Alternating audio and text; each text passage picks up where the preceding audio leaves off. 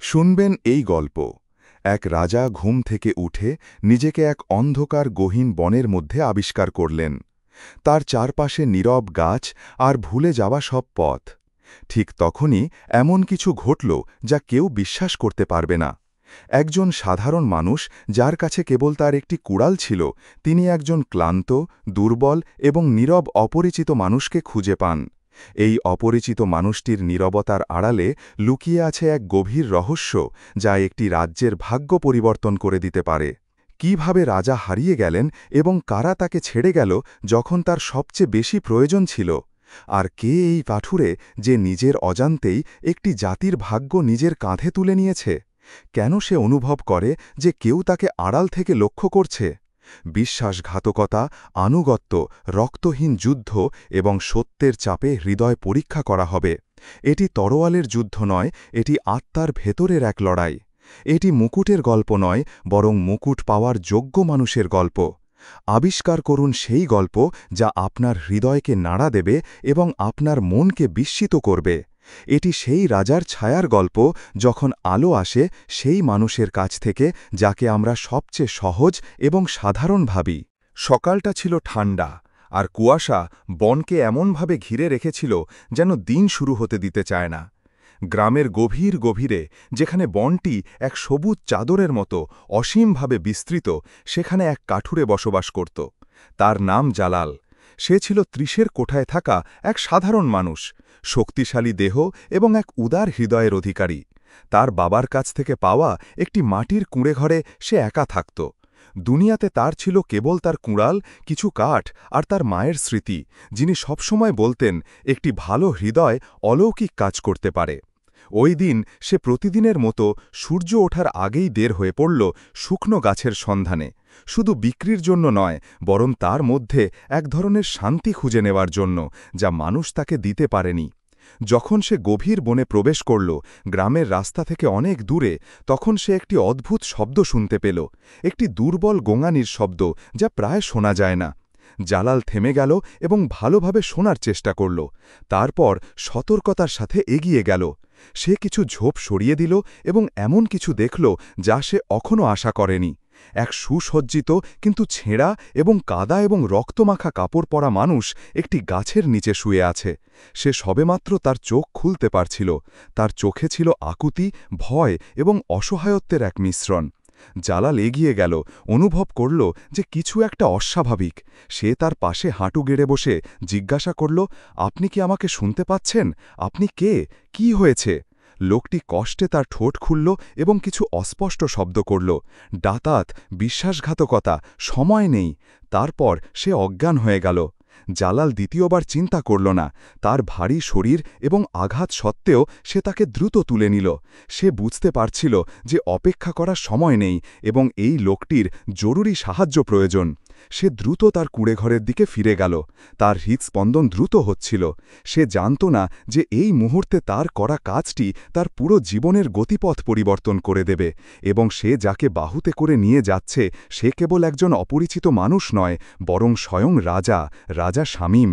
তার ছোট্ট কুঁড়েঘরে জালাল আগুন জালাল, লোকটির ক্ষত পরিষ্কার করল এবং ভেষজ দিয়ে একটি গরম পানীয় তৈরি করল। সে তার পাশে বসে তার ক্লান্ত মুখের দিকে তাকিয়ে ভাবতে লাগল, সে কে আর তার কি হয়েছে। বাইরে বন নীরবতা বজায় রেখে অনেক গোপন রহস্য লুকিয়ে রাখছিল, যার অংশ হতে যাচ্ছিল জালাল। জালালের কুঁড়েঘরে কয়েক ঘণ্টা পেরিয়ে গেল। অপরিচিত মানুষটির মুখ তখনও বিবর্ণ, সে জ্বরে ভুগছিল এবং গোঙাচ্ছিল। জালাল তার পাশে বসে তার কপালে একটি ভেজা কাপড় রাখল এবং তাকে শান্ত করার জন্য কিছু সান্ত্বনামূলক কথা বলল, যদিও সে জানত না লোকটিকে। ভোরের প্রথম আলোয় অপরিচিত মানুষটির অবস্থা স্থিতিশীল হতে শুরু করল এবং সে ধীরে ধীরে শ্বাস নিতে লাগল। সে অবশেষে তার চোখ খুলল, ক্লান্তভাবে। সে কিছুক্ষণের জন্য মাটির ছাদের দিকে তাকাল, যেন সে জানে না কোথায় আছে। তারপর সে জালালের দিকে তাকাল, যে হেসে বলল, চিন্তা করবেন না, আপনি এখন নিরাপদে আছেন। আপনি কে? আপনার কি হয়েছিল? মুহূর্তের জন্য নীরবতা বিরাজ করল। তারপর লোকটি ভাঙা গলায় বলল, আমার নাম শামীম, আমি রাজা। জালালের নিঃশ্বাস বন্ধ হয়ে গেল এবং সে বিস্ময় তার দিকে তাকাল, কিন্তু সে কোনো সন্দেহ প্রকাশ করল না। সে এই লোকটির মধ্যে কিছু বিশেষ অনুভব করছিল, এমনকি তার নাম বলার আগেও। রাজা ক্ষীণ কণ্ঠে বললেন, কিন্তু কিভাবে, কেন আপনি এখানে, কে আপনার এই দশা করেছে? রাজা শামীম মাথা নত করলেন এবং গভীর নিঃশ্বাস নিলেন, যেন কথাগুলো তার কাছে খুব ভারী ছিল। তারপর তিনি বললেন, বিশ্বাসঘাতকতা। আমি রাজপ্রাসাদের বাইরে একটি গোপন অভিযানে ছিলাম। আমার ৩ জন ঘনিষ্ঠ মানুষ ছাড়া কেউ জানত না। আমি নিজের চোখে সত্যিটা দেখতে চেয়েছিলাম, কোনো সঙ্গী ছাড়া, একটি বিপর্যস্ত গ্রাম পরিদর্শনের জন্য। পথে আমরা ডাকাতদের হাতে আক্রান্ত হলাম। এটি একটি ফাঁদ ছিল। তারা সৈন্যদের হত্যা করল, আমার সব জিনিসপত্র ছিনিয়ে নিল এবং আমাকে বন্দী করল। কিন্তু আমি জানতাম যে তারা সাধারণ ডাকাত নয়। জালাল আরও কাছে এগিয়ে এসে শান্তভাবে বলল, আপনি বলতে চাইছেন যে তারা ভাড়াটে ছিল? রাজা মাথা নাড়লেন, হ্যাঁ, তারা জানত আমি কে, এবং এটাই যথেষ্ট প্রমাণ ছিল। লক্ষ্য শুধু অর্থ ছিল না, লক্ষ্য ছিলাম আমি। আমার উপর ভরসা করা কেউ আমাকে মৃত দেখতে চেয়েছিল। জালাল দীর্ঘক্ষণ নীরব রইল। এই প্রথম সে অনুভব করল যে তার ছোট্ট কুঁড়েঘরটি এক বিশাল গোপন রহস্য এবং আরও বড় বিপদের আশ্রয়স্থল হয়ে উঠেছে। তারপর রাজা কাঁপানো কণ্ঠে বললেন, প্রহরীরা যখন মাতাল হয়ে অসাবধান হয়ে পড়েছিল, তখন আমি পালিয়ে এসেছি। আমি দিনের পর দিন গাছের মধ্যে হেঁটেছি যতক্ষণ না আমার শক্তি শেষ হয়ে যায়। আপনি না থাকলে আমি মারা যেতাম। জালাল একটু পিছিয়ে গেল, তার মাথা ঘুরছিল। সে এখন কি করবে?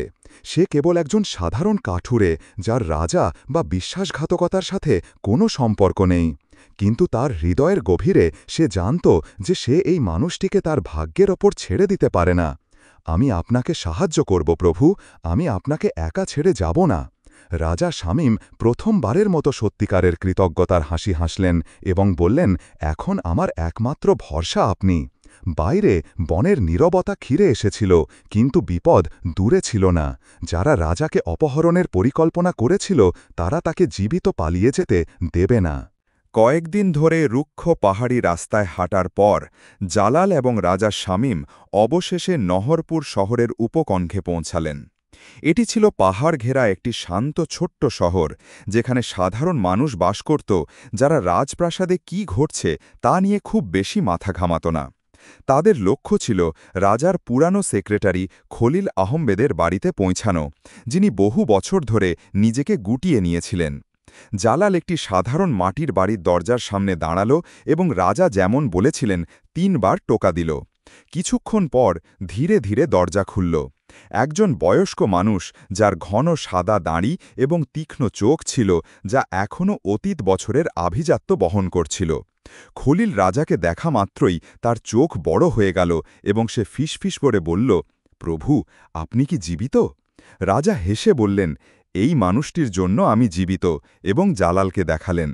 খলিল তাদের ভেতরে নিয়ে গেল এবং দরজা শক্তভাবে বন্ধ করল। সেখানে একটি ছোট্ট ঘরে, যা পুরানো বইয়ের গন্ধে ভরা ছিল, রাজা তার সাথে ঘটে যাওয়া সব কিছু বিস্তারিতভাবে বললেন এবং তার সন্দেহগুলো প্রকাশ করলেন। খলিল মাথা নিচু করে শান্তভাবে বলল, আমি আমিরের কথা বিশ্বাস করি না। তিনি আপনাকে নিজের প্রাণের চেয়ে বেশি ভালোবাসতেন। চিকিৎসক রশিদকে আমি দেখেছি, তিনি যথেষ্ট উচ্চাকাঙ্ক্ষী। তবে একমাত্র যে মানুষটি পরিবর্তন হয়ে গেছেন, তিনি হলেন মন্ত্রী নাদিম। আপনি রাজপ্রাসাদ ছেড়ে আসার পর তার অনেক পরিবর্তন হয়েছে। বিস্মিত হয়ে রাজা জিজ্ঞাসা করলেন, কি বলতে চান? খলিল বলল, তিনি একসময় একজন ভালো এবং শান্ত মানুষ ছিলেন, কিন্তু গত কয়েক বছরে তিনি অনেক ক্ষমতালোভী হয়ে উঠেছেন। তিনি গোপনে অনেক সভা করেন এবং অভিজাতদের মধ্যে কিছু মানুষের সাথে জোট গড়ার চেষ্টা করছেন। আমার মনে হয় তিনি আপনাকে ক্ষমতা থেকে সরাতে চেয়েছিলেন, কিন্তু প্রকাশ্যে নিজের হাত নোংরা করতে চাননি। নীরবতা নেমে এলো। খলিলের কথাগুলো যেন রাজার হৃদয়ে ছুরিকাঘাতের মতো আঘাত করল। মন্ত্রী নাদিম, শৈশবের বন্ধু, বিশ্বাসঘাতক। রাজা দীর্ঘক্ষণ নীরব রইলেন, তারপর জালালকে বললেন, শত্রুদের আঘাত আমাকে ততটা কষ্ট দেয় না যতটা বন্ধুদের ছুরি। জালাল, যে রাজকীয় জীবন বা ক্ষমতা সম্পর্কে কিছুই জানত না, কেবল রাজার কাঁধে হাত রাখল এবং বলল, কখনো কখনো যারা প্রাসাদে থাকে তারা স্পষ্টভাবে হৃদয় দেখতে পায় না, কিন্তু আজ আপনি জেনেছেন কে আপনার সাথে আছে এবং কে আপনার বিরুদ্ধে। পরের দিন খলিল তার এক পরিচিতের মাধ্যমে রাজধানীতে একজন ফয়সালের কাছে একটি গোপন বার্তা পাঠালেন। ফয়সাল ছিল রাজকীয় রক্ষীদের একজন প্রাক্তন কমান্ডার, যাকে 2 বছর আগে রহস্যময় রাজনৈতিক কারণে রাজপ্রাসাদ থেকে বহিষ্কার করা হয়েছিল। 2 দিন পর ফয়সাল নিজেই নহরপুরে পৌঁছালেন এবং রাজাকে জীবিত দেখে বিস্মিত হলেন। তাকে জড়িয়ে ধরে বললেন, প্রভু, গুজব ছিল যে আপনি মারা গেছেন বা নিখোঁজ হয়েছেন। মন্ত্রী নাদিম রাজ্যের পক্ষ থেকে শোক ঘোষণা করেছেন এবং তিনিই এখন ভারপ্রাপ্ত শাসক। রাজা চাপা ক্রোধে টেবিলে আঘাত করলেন, তাহলে বিশ্বাসঘাতকতা নিশ্চিত। ফয়সাল তার দিকে তাকিয়ে বললেন, তবে কেউ কেউ আপনার মৃত্যু বিশ্বাস করেনি। আমি তাদের মধ্যে একজন, এবং আমি আল্লাহর কসম, আপনি যদি ফিরে আসেন আমি প্রথম আপনার পাশে দাঁড়াব। এবং এখানেই অপ্রত্যাশিত ঘটনা শুরু হল। রাজার যাত্রা এখন কেবল পালানো নয়, বরং একটি মুখোশধারী বিশ্বাসঘাতকতার সাথে একটি লড়াইয়ে পরিণত হয়েছিল, এবং একটি দাবা খেলা যার ঘুঁটিগুলো একে একে প্রকাশ পাচ্ছিল। এখন পরিকল্পনা সম্পূর্ণ ছিল। যারা বিশ্বাসঘাতকতা ত্যাগ করেছে সেই জেনারেলদের সমর্থন এবং যারা বিশৃঙ্খলা চায় না তাদের সহযোগিতার মাধ্যমে রাজধানী পুনরুদ্ধার করা। সেই মুহূর্তে রাজা শামীম বহু বছর পর প্রথমবারের মতো অনুভব করলেন যে তিনি আবার শাসন করতে ফিরে এসেছেন, তবে এবার তার চারপাশের সবার প্রতি চোখ খোলা রেখে। নতুন জোট বাড়তে থাকায় রাজা শামীম রাজধানী পুনরুদ্ধারের জন্য সাহসী পরিকল্পনা তৈরি করতে লাগলেন। নহরপুরে তাদের দিন শেষ হয়ে গিয়েছিল এবং তাদের চোখ এখন রাজ্যের হৃদয়ের দিকে ছিল, যেখানে রাজার প্রাসাদ এবং তার সুরক্ষিত দুর্গগুলো এখন মন্ত্রী নাদিম এবং তার সৈন্যদের নিয়ন্ত্রণে। একদিন সকালে রাজা এবং তার কমান্ডার রাকিব যখন বিষয়গুলো নিয়ে আলোচনা করছিলেন, তখন জালাল একটি আশ্চর্যজনক খবর নিয়ে এলো। আমি একটি অদ্ভুত জিনিস আবিষ্কার করেছি প্রভু। উত্তর সীমান্তে একটি সামরিক অভিযান চলছে, কিন্তু এর কমান্ডার হচ্ছেন জেনারেল ইব্রাহিম, রাজকীয় রক্ষীদের মধ্যে আপনার সবচেয়ে বিশ্বস্ত একজন। রাজা শামীম মুহূর্তের জন্য থমকে গেলেন, তারপর শান্ত কণ্ঠে বললেন, ইব্রাহিম, তার মানে কি সে নাদিমের পক্ষে চলে গেছে? জালাল চাপা স্বরে জবাব দিল, আমি জানি না, কিন্তু ইদানিং তার আচরণ অদ্ভুত। তিনি প্রধান কমান্ডারের আদেশ ছাড়া নড়াচড়া করতেন না। রাজা তার মুষ্টিবদ্ধ হাত চেপে ধরে বললেন, ইব্রাহিম আমার সাথে বিশ্বাসঘাতকতা করবে না। আমাকে জানতে হবে কি হচ্ছে। তার কাছে একজন দূত পাঠান এবং একটি জরুরি সাক্ষাতের অনুরোধ করুন। যদি সে নাদিমের পক্ষে থাকে তবে আমরা বড় বিপদে পড়ব। দিন পেরিয়ে গেল এবং বহু প্রতীক্ষিত জবাব এসে পৌঁছাল। ইব্রাহিমের সৈন্যরা রাজার সাথে পাহাড়ের মধ্যে লুকিয়ে থাকা একটি গোপন জায়গায় দেখা করতে এসেছিল। এই বৈঠকটি খুবই গুরুত্বপূর্ণ ছিল, কারণ জেনারেল ইব্রাহিম ছিলেন রাজধানীতে রাজার শেষ শক্তিশালী মিত্র। ইব্রাহিম অবশেষে বৈঠকে পৌঁছালেন, তাকে ক্লান্ত এবং উদ্বিগ্ন দেখাচ্ছিল। তিনি সরাসরি বললেন, প্রভু, আমার আর কোনো উপায় ছিল না। নাদিম সব কিছু দখল করে নিয়েছে এবং এখন তার প্রাসাদ ও বাইরের অনুসারী রয়েছে। আমি যদি তার সাথে না থাকি তবে আমি সব কিছু হারাব, কিন্তু আমি নিজেকে থামাতে পারিনি। আমি আপনার কাছে ফিরে আসতে চাই। রাজা শামীম বিস্মিত হয়ে দৃঢ়কণ্ঠে বললেন, ইব্রাহিম, তুমি আমার সাথে বিশ্বাসঘাতকতা করছো না। যদি তোমার কোনো সম্মান থাকে তবে তুমি জানো যে একমাত্র পথ হলো আমার কাছে ফিরে আসা, নাদিমের কাছে নয়। আমি তোমাকে আমার সেনাবাহিনীতে একটি স্থান দেওয়ার প্রতিশ্রুতি দিতে পারি। ইব্রাহিম শান্তভাবে হাসলেন এবং বললেন, প্রভু, আপনার কাছে ফিরে আসা আমাদের সবার ইচ্ছা, কিন্তু আমাদের তাকে ভেতর থেকে দুর্বল করতে হবে। আমি আপনাকে এখন অনেক কিছু বলতে পারি না, কিন্তু আমি আপনাকে যতটা পারি সাহায্য করব। এই বৈঠকটি গুরুত্বপূর্ণ ছিল, কারণ জেনারেল ইব্রাহিম একটি গোপন পরিকল্পনা সম্পর্কে কথা বলতে শুরু করলেন। এর মধ্যে ছিল রাজকীয় রক্ষীদের ভেতর থেকে পরিবর্তন করা, নাদিমের বিরোধী কিছু অভিজাতদের সাথে যোগাযোগ করা এবং রাজধানীতে খাদ্য সরবরাহ ব্যাহত করা, যা বিশৃঙ্খলা সৃষ্টি করবে। যখন পরিকল্পনাটি চূড়ান্ত রূপ নিচ্ছিল, রাজা শামীম বুঝতে পারলেন যে মুহূর্তটি কাছে আসছে। তাকে একটি বড় পদক্ষেপ নিতে হবে, তাকে অপ্রত্যাশিতভাবে রাজধানীতে প্রবেশ করতে হবে। কিন্তু সেই মুহূর্তে একটি সমস্যা ছিল। রাজা এবং তার কমান্ডার রাকিব যখন প্রাসাদে আক্রমণের পরিকল্পনা নিয়ে আলোচনা করছিলেন, তখন রাজার একজন পুরনো বন্ধু এসে হাজির হলেন। তিনি পুরনো প্রাসাদের গুদামে কাজ করতেন। বন্ধুটি খুব জাপা স্বরে বলল, প্রভু, আমি প্রাসাদে কাজ করি এবং কিছু প্রহরীর কাছ থেকে শুনেছি যে প্রাসাদের ভেতরে সবকিছু তল্লাশি করা হচ্ছে এবং মন্ত্রী নাদিম কিছু গুরুত্বপূর্ণ জিনিসপত্র স্থানান্তরের পরিকল্পনা করছেন। সম্ভবত এটি প্রাসাদ ভেতর থেকে অনুপ্রবেশ করার একটি সুযোগ। রাজা বিস্মিত হয়ে বললেন, কি বলছিস, কিসের পরিকল্পনা করছে? লোকটি জবাব দিল, তারা অস্ত্র এবং গুরুত্বপূর্ণ নথি অন্য কোথাও সরানোর সিদ্ধান্ত নিয়েছে। আমার মনে হয় আপনার আসার আগেই সে সেগুলো পাচার বা ধ্বংস করার চেষ্টা করছে। রাজা জালালের দিকে তাকিয়ে বললেন, সে কোনো কিছুতে থেমে থাকে না। আমরা আমাদের লক্ষ্যের যত কাছে আসছি সে তত বেশি আক্রমণাত্মক হয়ে উঠছে। আমরা তার পালানোর জন্য অপেক্ষা করব না, আমাদের এখনই কাজ করতে হবে। সহযোগীরা একত্রিত হল এবং একটি বড় পরিকল্পনা নির্ধারিত হল। রাজধানীতে একটি গোপন অভিযান চালানো হবে, যেখানে জেনারেল ইব্রাহিম বিশেষ বাহিনীর নেতৃত্ব দেবেন এবং মন্ত্রী নাদিমের প্রধান সামরিক সদর দপ্তরে আক্রমণ করবেন। আর রাজা শামীম, জালাল এবং বিশ্বস্ত বন্ধুদের সাথে প্রাসাদে প্রবেশ করে ওইসব জায়গায় অনুপ্রবেশ করবেন যেখানে অস্ত্র এবং নথি সংরক্ষণ করা হয়।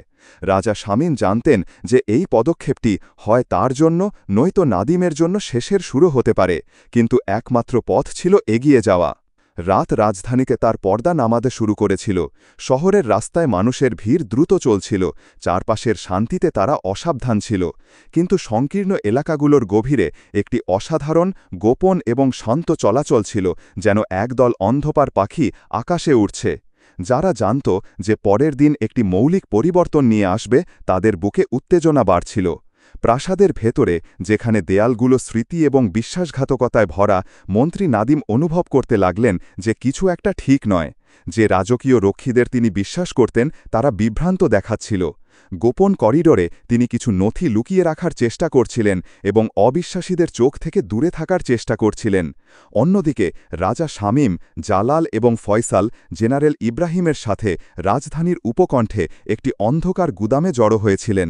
তারা আক্রমণের সময় নির্ধারণ করেছিলেন। পরিকল্পনা স্পষ্ট ছিল, কিন্তু প্রতিটি মুহূর্ত পেরোনোর সাথে সাথে ভয় বাড়ছিল, ব্যর্থ হওয়ার ভয় এবং নাদিম তাদের আবিষ্কার করবে এই ভয়। রাজা শামীম তার সামনে থাকা মানচিত্রটি পর্যবেক্ষণ করতে করতে শান্ত কণ্ঠে বললেন, প্রথম মুহূর্তে আমাদের একটি বড় গোলযোগ সৃষ্টি করতে হবে। আমাদের পক্ষে আকস্মিকতা থাকা উচিত। জেনারেল ইব্রাহিম তার তলোয়ারে সাবধানে হাত রেখে জবাব দিলেন, হ্যাঁ প্রভু, আমরা পৌঁছানোর আগেই প্রহরীরা দরজা বন্ধ করার চেষ্টা করবে, কিন্তু আমাদের গতি আমাদের জন্য সুবিধা। আমরা দ্রুত রাজকীয় রক্ষীদের সরবরাহ ব্যাহত করব এবং ভেতরে বিশৃঙ্খলা সৃষ্টি করব। তারপর রাজা শামীম জালালের দিকে ফিরলেন এবং বললেন, তুমি আমাদের সাথে ভেতরে থাকবে জালাল, তুমি প্রাসাদে আমাদের চোখ হবে। আমি চাই তুমি দ্রুত চলাচল করবে এবং মিশন ছাড়া আর কোনো কিছুতে মনোযোগ দেবে না। জালাল মাথা নাড়ল এবং হালকা হেসে বলল, আমি দেরি করব না প্রভু। উত্তেজনা বাড়ছিল এবং এই বৈঠকে উপস্থিত সবাই জানত যে এই মুহূর্তটি রাজ্যের ইতিহাসে একটি বিভাজনকারী মুহূর্ত হবে। রাজধানীর কেন্দ্রে, যেখানে প্রাসাদটি অন্ধকার পাহাড়ের মধ্যে অবস্থিত ছিল, সৈন্যরা তাদের অবস্থানে ছড়িয়ে পড়ল। জালাল সামনের দিকে ছিল, খলিলের সাথে সাবধানে প্রাচীরের একটি দুর্বল বিন্দুর দিকে এগিয়ে যাচ্ছিল।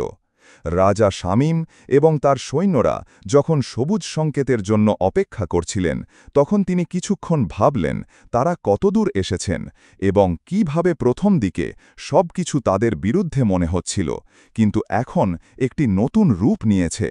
তার সেই বন্ধুরা, যাদের তিনি সবসময় অতীতের ছায়ায় থেকে যাবেন বলে মনে করতেন, তারা এই গুরুত্বপূর্ণ মুহূর্তে তার পাশে দাঁড়িয়েছিলেন। সেই মুহূর্তে হঠাৎ প্রাসাদের পশ্চিম দিকে একটি ছোট বিস্ফোরণের শব্দ শোনা গেল। এটি ছিল সূচনালগ্ন। ইব্রাহিম দৃঢ়তার সাথে আদেশ দিলেন, সময় হয়েছে। এক মুহূর্তে নীরবতা ঝড়ে পরিণত হল। জালাল ভেতরে ছিল, পুরনো করিডর দিয়ে লুকিয়ে যাচ্ছিল, স্তম্ভ এবং সিঁড়ির আড়ালে লুকিয়ে। প্রহরীরা ধীরে ধীরে চলাচল করছিল, ভেতরে কি ঘটছে তারা জানত না। জালাল যখন কেন্দ্রের দিকে এগিয়ে যাচ্ছিল, তখন সে একটি অদ্ভুত জিনিস অনুভব করল। বাতাসে কিছু একটা ছিল এবং তার পা বিশ্বাসঘাতকতার সূক্ষ্ম সুতার ওপর দিয়ে হেঁটে যাচ্ছিল। হঠাৎ সে তার পিছন থেকে একটি শব্দ শুনল এবং যখন সে ঘুরে দাঁড়াল, তখন সে দেখল একজন প্রহরী তার দিকে এগিয়ে আসছে। জালাল দ্বিধা করল না, সে দ্রুত পা সরিয়ে প্রহরীকে অন্ধকারে টেনে নিয়ে গেল। তারপর চোখ বন্ধ করে ফিসফিস করে নিজেকে বলল, এই প্রথমবার নয় যে আমরা এখানে আছি, এবার আমাদের শেষ করতে হবে। জালাল যখন তার পথ অনুসরণ করছিল, রাজা শামীম তার বাহিনীর নেতৃত্বে প্রাসাদের প্রধান হলের দিকে স্থির পদক্ষেপে এগিয়ে যাচ্ছিলেন।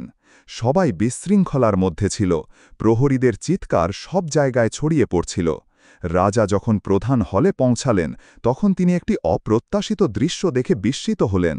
মন্ত্রী নাদিম সেখানে দাঁড়িয়ে তাদের খুব কাছ থেকে লক্ষ্য করছিলেন। তার চোখে ক্রোধ এবং ভয়ের মিশ্রণ ছিল। নাদিম চাপা সরে বলল, যেন সে নিজের সাথে কথা বলছে, আমি আশা করিনি আপনি এত দ্রুত আসবেন শামীম, আমি ভেবেছিলাম আপনি হাল ছেড়ে দেবেন। রাজা শান্ত কিন্তু শক্তিশালী কণ্ঠে বললেন, কেউ তার ভাগ্য থেকে পালাতে পারে না নাদিম। তারপর হঠাৎ চোখের পলকে জেনারেল ইব্রাহিম এবং তার অনুসারীরা এগিয়ে গিয়ে মন্ত্রী নাদিমকে ঘিরে ফেললেন। হিসাব মেলানোর সময় হয়ে গিয়েছিল। মুখোমুখি লড়াই শুরু হল, কিন্তু এটি হিংস্র লড়াই ছিল না, এটি ছিল আত্মা এবং উদ্দেশ্যের লড়াই। রাজা শামীম জানতেন যে বিজয় কেবল শারীরিক শক্তি দিয়ে আসে না, বরং মানসিক শক্তি এবং ইচ্ছাশক্তি দিয়ে আসে। রাজা শামীম নাদিমের সামনে দাঁড়ালেন এবং শান্তভাবে বললেন, তুমি এই সিংহাসন চুরি করবে না নাদিম, এটি এমন একটি অধিকার যা রাজ্যের প্রাপ্য। তারপর তিনি জালালের দিকে তাকালেন, যে নতুন রক্ষীদের সাথে হলে প্রবেশ করেছিল, এবং মাথা নাড়লেন। পরিকল্পনা সফল হয়েছিল এবং শত্রু তার ফাঁদে পড়েছিল। রাজকীয় হলের ভেতরে এক মুহূর্তের নীরবতা নেমে এলো। সময় যেন থেমে গিয়েছিল। মন্ত্রী নাদিম, যার হাত বাঁধা ছিল এবং তিনি রাজা শামীম এবং জেনারেল ইব্রাহিমের সৈন্যদের দ্বারা পরিবেষ্টিত ছিলেন, তাকে এক ম্লান ছায়ার মতো দেখাচ্ছিল। তিনি একসময় নিজেকে প্রাসাদের প্রভু মনে করতেন। কিন্তু গল্প এখানেই শেষ নয়। রাজা শামীম দৃঢ় পদক্ষেপে নাদিমের দিকে এগিয়ে গেলেন এবং তার চোখে তাকালেন, যা ক্রোধের চেয়ে দুঃখে বেশি ভরা ছিল। তিনি বললেন, কেন নাদিম, তুমি আমার সবচেয়ে কাছের মানুষ ছিলে। আমার গোপন কথা, আমার দুর্বলতা, আমার বিশ্বাস সবকিছু তুমি জানতে। কেন তুমি আমার সাথে বিশ্বাসঘাতকতা করলে? নাদিম ক্লান্ত পরিহাসের হাসি হেসে বললেন, কারণ আপনি দুর্বল ছিলেন। আপনি আপনার হৃদয় দিয়ে শাসন করতেন, যখন দুনিয়া স্বপ্নদর্শীদের ক্ষমা করে না। আমি এমন রাজা হতে পারতাম, যাকে সবাই ভয় পেত। শামীম শান্তভাবে জবাব দিলেন, কিন্তু রাজ্যের এমন কাউকে প্রয়োজন নেই যে তাদের ভয় দেখায়, বরং এমন কাউকে প্রয়োজন যে তাদের সাথে ন্যায় বিচার করে, তাদের জনগণের কথা শুনে, তাদের কাছ থেকে চুরি করে না। জালাল এগিয়ে এলো এবং বলল, প্রভু, আপনার জানার মতো কিছু আছে। তারপর সে একটি ছোট চামড়ার স্ক্রোল বের করল। তাতে একটি শিলমোহরযুক্ত চিঠি এবং একটি পুরানো ডায়েরি ছিল। রাজা এটি খুললেন এবং পড়তে শুরু করলেন। প্রতিটি লাইনে তার মুখের ভাব পরিবর্তন হচ্ছিল। এই চিঠিগুলো একজন প্রধান অভিজাতের কাছ থেকে নাদিমের কাছে লেখা ছিল। তাতে রাজ্যের ভূমি ভাগ করে নেওয়ার একটি মানচিত্র, দুর্নীতিগ্রস্ত ব্যবসায়ীদের সাথে জোট এবং দক্ষিণের উপকূলের কিছু অংশ স্বর্ণের বিনিময়ে বিক্রি করার একটি পরিকল্পনা ছিল। রাজা তার চোখ তুলে বললেন, তুমি শুধু আমার সাথে বিশ্বাসঘাতকতা করনি, তুমি রাজ্যকে একটি পণ্য হিসাবে বিক্রি করছিলে। কিন্তু চমক এখানেই শেষ হয়নি। 40-এর কোঠায় একজন মহিলা প্রবেশ করলেন, যার চুল বাঁধা ছিল এবং তার রাজকীয় ভঙ্গিতে একটি মহৎ অতীত বোঝা যাচ্ছিল। লায়লা ছিলেন রাজকুমারী লায়লা, যাকে সবাই মনে করত যে তিনি অসুস্থতার কারণে রাজ্য ছেড়ে চলে গিয়েছেন। লায়লা স্থির কণ্ঠে বললেন, আমি জালালের কাছে চিঠিগুলো পাঠিয়েছিলাম। নাদিম যখন ক্ষমতা কুক্ষিগত করতে শুরু করে, তখন থেকেই আমি গোপনে বসবাস করছিলাম। আমি একটার পর একটা প্রমাণ সংগ্রহ করেছি। আমি সেই দিনের অপেক্ষা করছিলাম, যেদিন আমার ভাই ফিরে আসবে এবং তার কাছ থেকে যা চুরি করা হয়েছে তা পুনরুদ্ধার করবে। শামীম তাকে দেখে কান্নায় ভেঙে পড়লেন এবং তাকে জড়িয়ে ধরে বললেন, লায়লা, তুমি সব সময় এই অন্ধকারে আমার আলো ছিলে। কিন্তু চমক থামল না। প্রাসাদের নিয়ন্ত্রণ পুনরুদ্ধারের সময় একজন প্রহরী কমান্ডার, যার নাম সাব্বির, তাকে গ্রেফতার করা হয়। তিনি জেনারেল ইব্রাহিমের পরে দ্বিতীয় সবচেয়ে শক্তিশালী ব্যক্তি ছিলেন। যখন তার ঘর তল্লাশি করা হয়, তখন গোপন নথি পাওয়া যায়, যা প্রমাণ করে যে তিনি নাদিমের সাথে সহযোগিতা করছিলেন, কিন্তু একই সময়ে তিনি রাজ্যের একজন পুরানো শত্রু আজহারের কাছে প্রতিদিনের প্রতিবেদন পাঠাচ্ছিলেন। আজহার ছিল একজন অস্ত্র ব্যবসায়ী, যে বিশৃঙ্খলা ছড়িয়ে এবং শাসন ব্যবস্থা অস্থিতিশীল করে রাজ্যের সম্পদ লুট করতে চেয়েছিল। সাব্বির একজন দ্বিগুণ বিশ্বাসঘাতক ছিল। ইব্রাহিম রাগান্বিত হয়ে বললেন, এটাই ব্যাখ্যা করে যে কিভাবে আমাদের পরিকল্পনাগুলো কখনো কখনো ফাঁস হয়ে যেত। আমাদের মধ্যে কেউ কেউ আমাদের পিছন থেকে বিক্রি করছিল। রাজা শামীম সাব্বিরের দিকে তাকালেন এবং ঠান্ডা শান্তিতে বললেন, আমি ভেবেছিলাম আঘাত শুধু নাদিমের কাছ থেকে এসেছে, কিন্তু তুমি আমার পিঠেও ছড়ি মেরেছ। সাব্বির কোনো কথা বলল না, তার মুখ স্থির ছিল, যেন সে বুঝতে পেরেছে যে তার শেষ মুহূর্ত এসে গেছে। ওই রাতে রাজা শামীম প্রাসাদের বড় চত্বরে ঘোষণা করলেন যে রাজ্য তার স্বাস্থ্য ফিরে পেয়েছে এবং বিশ্বাসঘাতকদের প্রকাশ্যে বিচার করা হবে। তিনি জেনারেল ইব্রাহিমকে প্রধান কমান্ডার এবং রাকিবকে অভ্যন্তরীণ নিরাপত্তার উপদেষ্টা হিসেবে নিযুক্ত করলেন। তিনি তার বোন লায়লাকে তার মর্যাদা ফিরিয়ে দিলেন এবং তাকে রাজকীয় পরিষদের অভিভাবক হিসেবে নিয়োগ দিলেন। কিন্তু জালাল কিছুই চাইল না। সে হলের এক কোণে চুপচাপ দাঁড়িয়ে দৃশ্যটি দেখছিল। রাজা শামীম তার কাছে এসে জিজ্ঞাসা করলেন, তুমি কি চাও জালাল? তুমি এই যাত্রায় আমার আত্মা ছিলে। জালাল একটি উষ্ণ হাসি দিয়ে জবাব দিল, আমি কেবল আপনাকে রাজা হিসেবে ফিরে আসতে দেখতে চেয়েছি। এমন একজন রাজা যিনি শুধু শাসন করেন না, বরং ভালোবাসেন। শামীম হাসলেন এবং জালালের কাঁধে হাত রেখে বললেন, যদি আমার কোনো ছায়া থাকে তবে তুমিই তার আলো। সকালটি রাজ্যে এক ভিন্ন আলো নিয়ে এসেছিল। সূর্যের আলো কেবল একটি নতুন দিনের সূচনা ছিল না, বরং বহু বছর ধরে প্রাসাদ এবং মানুষের ওপর যে অন্ধকার ছেয়েছিল তার অবসানের ঘোষণা ছিল। প্রাসাদের বড় চত্বরে জনগণ দীর্ঘকাল পর প্রথমবারের মতো তাদের আসল রাজার কণ্ঠ শুনতে একত্রিত হয়েছিল। যে পুরানো পতাকাগুলো মন্ত্রী নাদিমের আমলে সরিয়ে ফেলা হয়েছিল সেগুলো আবার উত্তোলন করা হল এবং রাজকীয় প্রতীক প্রাসাদের ফটক সজ্জিত করল। রাজা শামীম রাজকীয় বারান্দায় উঠলেন। তার বাম পাশে ছিলেন তার বোন রাজকুমারী লায়লা এবং ডান পাশে ছিল জালাল, সেই কাঠুরে যিনি গল্পের গতিপথ পরিবর্তন করে দিয়েছিলেন। তাদের পিছনে দাঁড়িয়েছিলেন জেনারেল ইব্রাহিম এবং রাকিব, যারা ভাঙনের সময় আনুগত্যের প্রতীক ছিলেন। রাজা শামীম একটি স্পষ্ট কণ্ঠে বললেন, যার মধ্যে শক্তি এবং স্নেহের মিশ্রণ ছিল, রাজ্যের মানুষ, আমি আপনাদের কাছে সেই রাজা হিসেবে ফিরে আসিনি যে আমি ছিলাম, বরং একজন মানুষ হিসেবে ফিরে এসেছি যিনি বিশ্বাসঘাতকতা যথেষ্ট দেখেছেন, আনুগত্যকে মূল্য দিতে এবং ন্যায় বিচার দিয়ে শাসন করার জন্য। আমাদের রাজ্য শুধু অস্ত্রের দ্বারা নয়, বরং প্রতারণার দ্বারাও চুরি করা হয়েছিল। এমন হৃদয় দ্বারা যারা আনুগত্যের ভান করেছিল কিন্তু ছুরি লুকিয়ে রেখেছিল। তারপর তিনি জালালকে দেখালেন এবং বললেন, কিন্তু একজন সাধারণ মানুষ যার কোনো মুকুট বা তলোয়ার ছিল না, সে আমাকে জীবন ফিরিয়ে দিয়েছে। সে আমাকে রাজা হওয়ার অর্থ ফিরিয়ে দিয়েছে। জালাল, তুমি রাজার ছায়া, বরং সম্ভবত তুমিই তার আসল আলো। জনতা নড়ে উঠল এবং উষ্ণভাবে হাততালি দিল। তাদের চোখে জল ছিল, কারণ তারা মহান কথা শুনেনি, বরং অনুভব করেছিল যে এই রাজা তাদেরই একজন। প্রতিশোধের জন্য নয়, বরং ন্যায় বিচারকে একটি আয়না হিসেবে দেখার জন্য, যেখানে সমস্ত ভুল দেখা যায়। আর সাব্বির সেই দ্বিগুণ বিশ্বাসঘাতক, তার বিচার গোপনে করা হয়েছিল, কারণ তার গোপন কথাগুলো এমন বাহ্যিক জোট প্রকাশ করতে পারত যা রাজ্যকে হুমকি দিত। পরবর্তী দিনগুলোতে রাজা রাজ্যের পুনর্গঠন শুরু করলেন। ছিনিয়ে নেওয়া জমিগুলো দরিদ্রদের মধ্যে পুনরায় বিতরণ করা হল। জনগণের কণ্ঠস্বর পরিষদ প্রতিষ্ঠিত হল, যেখানে গ্রামবাসী এবং সাধারণ মানুষসহ প্রতিটি শ্রেণীর প্রতিনিধিরা ছিল। লাইলাকে প্রাসাদের বিষয়ে একজন উচ্চপদস্থ উপদেষ্টা হিসেবে নিয়োগ দেওয়া হল। আর জালাল, যদিও সে কোনো পদ নিতে রাজি হয়নি, তাকে ন্যায় বিচার ঘরের দায়িত্ব দেওয়া হল, যাতে সে মানুষের সমস্যার সমাধান এমনভাবে করতে পারে যা তাদের মানবিকতাকে সম্মান করে। এক রাতে রাজা শামীম এবং জালাল প্রাসাদের বাগানে একটি কাঁঠাল গাছের নিচে বসেছিলেন।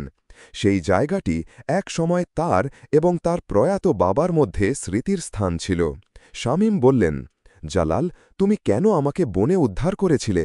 তুমি আমাকে চিনতে না, কেন তুমি এটা করেছিলে? জালাল একটি উষ্ণ হাসি দিয়ে জবাব দিল, কারণ আমি একজন মানুষকে সাহায্য প্রয়োজন দেখতে পেয়েছিলাম। একজন রাজা হয়তো হারিয়ে যেতে পারে, কিন্তু একজন মানুষকে আমাদের ছেড়ে দেওয়া উচিত নয়। রাজা চোখ বন্ধ করে বললেন, শুধুমাত্র এই কারণেই তুমি ইতিহাসের বইতে স্মরণীয় হওয়ার যোগ্য। তারপর তিনি শান্তভাবে আকাশের দিকে তাকিয়ে বললেন, হয়তো মহিমা প্রাসাদে নয়, বরং সেই মানুষের মধ্যে থাকে যে এর আত্মা ফিরিয়ে দেয়। পরের দিন রাজাকে উদ্ধারকারী ছায়ার গল্প শিরোনামে একটি রাজকীয় আদেশ জারি করা হল। এটি স্কুলগুলোতে পড়ানো হয় এবং উৎসবে তার অধ্যায়গুলো গান করা হয়, যাতে এটি কখনো ভুলে না যায় যে মুকুট একজন রাজাকে তৈরি করে না, বরং আনুগত্যতা করে।